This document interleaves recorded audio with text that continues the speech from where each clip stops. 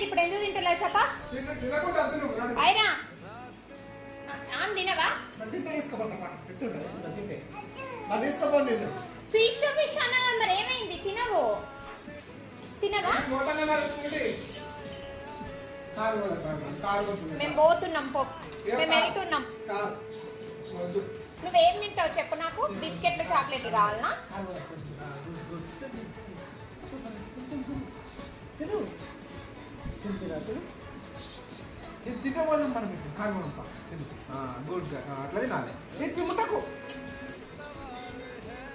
ఏమైంది? ఫిష్ వద్దా నీకు? మొత్తమే వద్దా?